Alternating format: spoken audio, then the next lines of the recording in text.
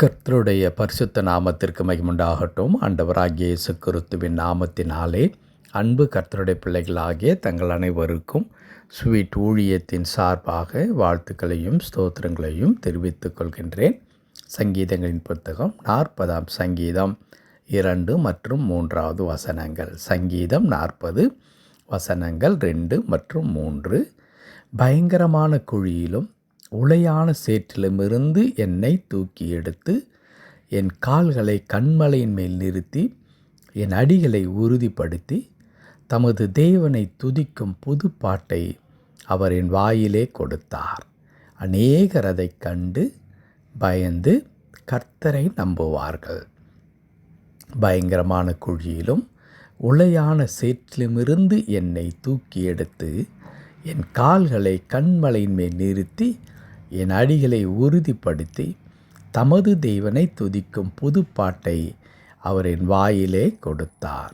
அநேகர் அதைக் கண்டு பயந்து கர்த்தரை நம்புவார்கள். என் அன்பு கடவுளுடைய பிள்ளைகளே, 2வது வசனம் இப்படி சொல்லுகிறது: பயங்கரமான குழியிலும் உளையான சேற்றிலும் இருந்து என்னை தூக்கி எடுத்தார் என்று தாவீது குறிப்பிடுகின்றார். பயங்கரமான குழி, உளையான சேறு என்ற இந்த 2 வார்த்தையும் ஒருவேளை அதை லிட்ரலாக நாம் எடுத்துக்கொள்ளக்கூடிய வார்த்தை அல்ல.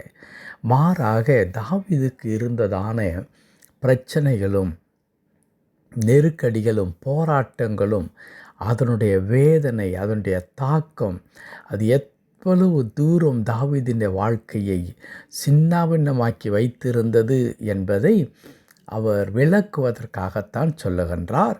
அவருக்கு ஏற்பட்டதற்கான துன்பங்களும் கவலைகளும் கஷ்டங்களும் எப்படிப்பட்ட ஒன்றாக இருந்தது. அது ஒரு பயங்கரமான குழியாகவும் உளையான ஒரு சேற்றிலே ஒரு மனிதன் சிக்கிக்கொண்டால் நிலைமை எப்படி இருக்குமோ அந்த வண்ணமாக நான் இருந்தேன். கடவுள் என்னை அந்த நிலையிலிருந்து தூக்கி எடுத்தார் என்று எழுதியிருக்கிறது.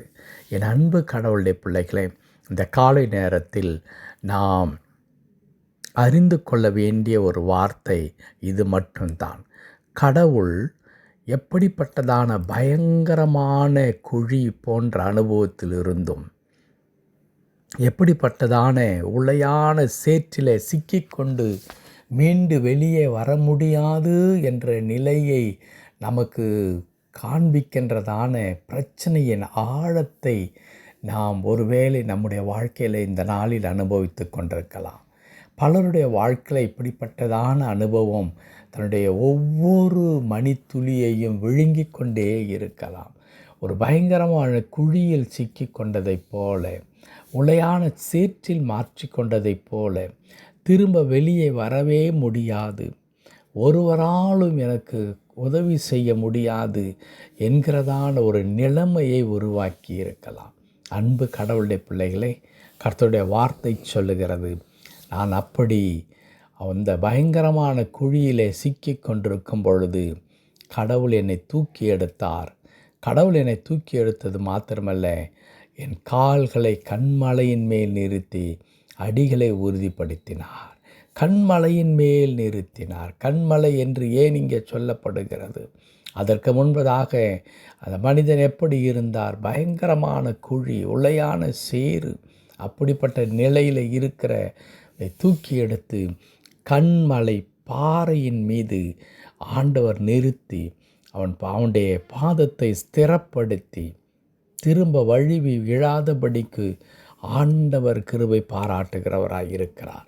என் அன்பு கடவுளுடைய பிள்ளைகளே, ஒருவேளை அப்படிப்பட்டதான ஒரு பயங்கரமான குழியில் மாட்டிக்கொண்டதைப் போல இந்த பிரச்சனைகளும் கஷ்டங்களும் திரும்ப திரும்ப உங்களை ஆழத்தில் தள்ளி அமிழ்த்து கொண்டு இருப்பதைப் போல தோன்றுகிறதை தவிர, சற்றேனும் அதிலே இருந்து நாம் ஜெயித்து வெளியே வந்திருக்கிறோம் என்று சொல்வதற்கு எந்த விதமான வாய்ப்பும் இல்லாத நிலைமையில் மிகுந்த வேதனையோடு கூட என் அன்பு கடவுளுடைய பிள்ளைகள் இருக்கலாம்.